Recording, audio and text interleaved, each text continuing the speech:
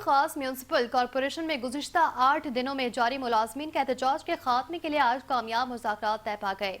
ये मुज़ाकरात Pakistan peoples party के सदर साईं पर इज़्ज़त हुसैन शाह जिलानी के सदारत में मुनक्किद हुए, जिसमें डिप्टी कमिश्नर मीरपुर खास मजहर अली अब्बासी, डिविजनल सदर एपिका शहीद साकी और चीफ अकाउंट ऑफिसर समेत दीगर ने शिरकत की।